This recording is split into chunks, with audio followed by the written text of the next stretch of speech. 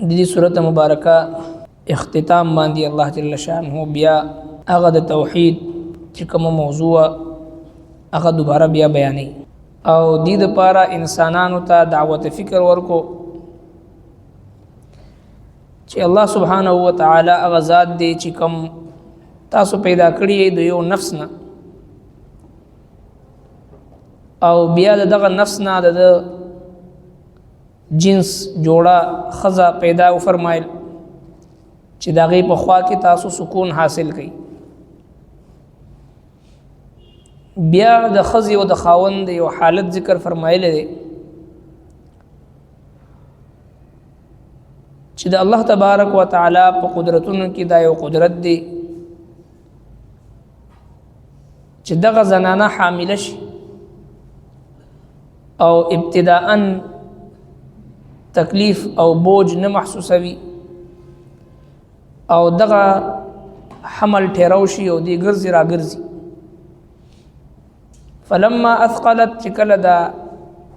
حمل درانشي او خکارشي پدی وخت دا خزه خاون دوانه د الله تبارک وتعالى طرف ته متوجي شي د خپل رب نه دعاګانې کوي اگر چې هغه مشرکین ولی نه اگر چې هغه ډیر زیات نه زیات ګناهګار او خطاکار سیاهکار خلق ولی نه خود خېټي په دننه په دریو تیارو کې د ماشوم پرورش کولو والا یو الله دی دا به مشرکین وهم تسلیمو اگر چې دوی د غیر الله نه غوښتنه کوله د الله تبارک وتعالى په ذات او په صفات کې غیر به شریکو خود هر څه باوجود به دوی دا تسلیمول چې الله جل شانه د الله تبارک وتعالى ذات شته دی او حقيقي طور باندې مشکل کشا هغه د الله جل شانه ذات دی او بیا بداوی چې ما نعبدهم الا ليقربونا الى الله زلفا مونږ چې کوم دا بوتانو عبادت کو دا خو الله تبارک وتعالى ته مونږ نزدیکی او مونږ نور څه د پاره دی عبادت نه کو دا د الله تعالی مقربین دي نزدیک خلق دي دا غوي بوتان دي نو چې کله دا حمل درنشین دا دوه الله جل شانه طرف ته متوجي شي ځکه چې دا ډول ازمایش اولاد د چا اوشي او خدا نه خواسته معذوري اولاد د چا اوشي نیمګړی او اولاد د چا اوشي بیماری نو دا یو ځان له مستقلا چې د والدینو د پاره یو لوی مصیبت روغ اولاد صحیح او سالم اولاد د الله جل شانه په نعمتونو کې لوی نعمت دی او دغه اولاد ته الله جل شانه ثمرات میوه ارشاد فرمایدا میوه ده نو سرنګ چې ډېر مهنت مشقت نه بعد سره د باغ نه میوه را شوکي میوه حاصلې د قشان د اولاد دي چې په دو اولاد پوری شل 15 کاله مور پلار مهنت وکي بیا چې کله د ضعف او د بډاوالي کمزوري کوم عمر ته ورسي دغه اولاد د لپاره سهاره جوړ شي دا د لپاره میوه ده ونقص من الاموال والانفس والثمرات ثمرات میوه اولاد الله جل شانه میوه ویلې نو لہذا د دې مور پلار دا کوشش وی دا دعا وی چې الله جل شانه مونږ ته لئن اتیتنا صالحا کچری مونږ ته الله جل شانه روغ اولاد راکړو لنکونن من الشاکرین نو خامخا به مونږه د شکر گزارونه بيو د الله جل شانه شکر به ادا کو موحدین بيو دا شرک به نه کو دا اراده وکي فلما آتاهما صالحا بیا هر کله چې هغه ورکړو دوی ته زوی روغ جعل له شرکاء نو جوړ کړ دوی لپاره دوی هغه لپاره شریکان فيما آتاهما په هغه څه کې چې ورکړل دوی ته کم الله جل شانه نعمت دوی ته ورکړي دی باقي الله تبارک وتعالى سره بیا شریکان جوړ زوی ولا اولاد ورکو بیا وی چې د فلان کې د قبر نه د طواف د وجنه د فلان کې قبر نه د تعویدو د وجنه او فلانکی بزرگ چې دی داغه نظر و نیاز د وجه نه او فلانکی غیر الله طرف ته به نسبت کو داغي. فتعال الله پس ډیر اوچت دی الله جل شانه عما یشرکون د هغه سره چې دوی هغه سره شریک جوړوي. نو اول خو دوی په ډېر جړه فریاد باندې دعاګانې کولې خدای پاکه روغ جوړ صحیح سالم اولاد راکړي. ځکه چې دا اولاد چې کله د جسمانی طور باندې معذور او ناقص او بیمار پیدا شي مور او پلار لپاره ازمایش دی او اولاد چې نافرمان وي ازمایش دی. انما اموالکم و اولادکم فتنه. الله تبارک وتعالی فرمایي چې بشک تاسو اولاد او تاسو مالونه تاسو د پاره ازمیخ دي، فتنه ده، ازمایش دي. ډیر کرتی انسان چې د خپل اولاد د وجنه د اولاد د محبت د وجنه په حرامو کې مبتلا شي، د اولاد د محبت د وجنه کفر اختیار کی، د اولاد د محبت د وجنه ظلم تلاس واچي، د اولاد د محبت د وجنه په فتنو کې پریوزي. ځکه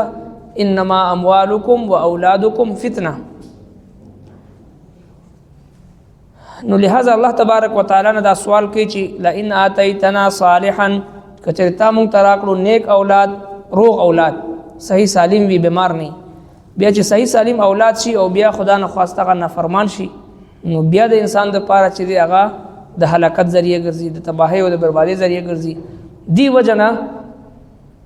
هغه خلق چې کوم نوجوان الک وي، جنې وي او د واده خواهشمند وي، د هغې دپاره شادي شده وي، د نیک صالح اولاد خواهشمند وي د هغه دپاره، او دغه شان نارینه اولاد د چا نه وي نو د هغې دپاره، دغه شان د چا اولاد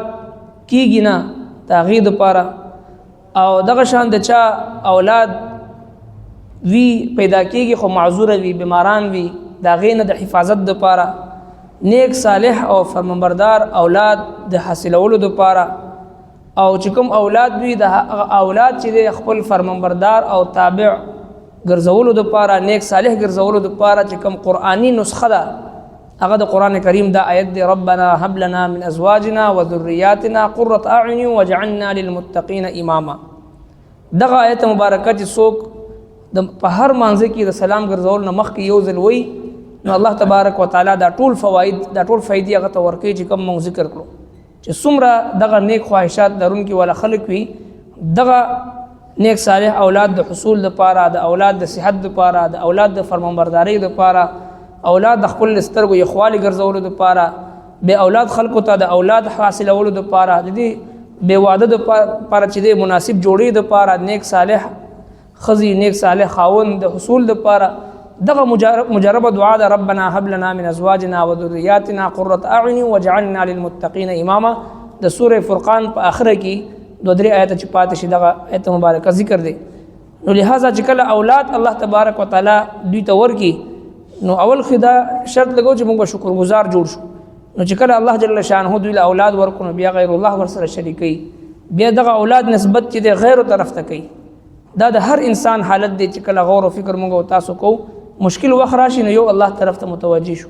او چې کله هغه تکلیف او مصیبت او پریشانی ختم شي نو بیا د الله جل شانه هغه ذات د الله تبارک وتعالی نه غوښتل هغه دعاګانی، هغه سخت حالت، هغه پریشانی هغه مونږ نه هیر شي. دا د انسان یو فطری کمزوری ده. قرآن کریم زی په زی باندې بیان کړی دی. مشکل حالاتو کې الله تبارک وتعالی طرف ته متوجه کیدل، او چې کله هغه مشکلات ختم شي نو بیا د الله جل شانه ذات هیرول، دا د انسان یو ډېر لوی کمزوري او ډېر لوی روحاني بیماری ده. د مؤمن شان دا وي چې په هر حالت کې د الله تبارک وتعالی شکر ادا کوي، په غمه کې، په خوشحالۍ کې، په صحت کې، په بیماری کې، په مالدارۍ کې، په غریبۍ کې، په هر حالت کې په جواب باندې د الحمدلله الفاظ وي د الله جل شانه د طرف نه چې په کوم حالت باندې الله تبارک وتعالی خپل بنده ساتي، دا بنده د الله جل شانه شکر په هغه باندې ادا کوي. ربنا آتنا فی الدنیا حسنة وفي الآخرة حسنة وقنا عذاب النار. باران رحمت د پاره دعا وکي الله رب العالمین د خیر او د رحمت باران نو کی. دغه باران او درېدل، بارانونو او درېدل د الله جل شانه د ناراضګۍ علاماتونه یو علامت دی. په دې وخت کې د نبی علیه الصلاۃ والسلام مبارک معمول د الله تبارک وتعالی طرف ته متوجه کېدل، جړاګانې، فریادونه، دعاګانې کول، او خپل عاجزي او انکساري ښکارا کول د الله جل شانه په حضور کې چې الله د کوم ګناهونو په وجه باندې تعالی خپل رحمت باران ودرولې دي دا غي د وجه نه انسانان او دغه شي حیوانات اونې بوټي د ټول مخلوقات دا غي د وجه نه متاثر وي د الله تبارک وتعالى د ذات نازل د اخلاص موږ تاسو دعا وکړو چې رب کائنات هغه ګناهونه موږ ته معاف کړي د خیر او د رحمت او د برکتونو او د سعادتونو ډک بقدر ضرورت د رحمت باران الله جل شانه په موږ باندې وکړي صلی الله تعالی علی خیر خلق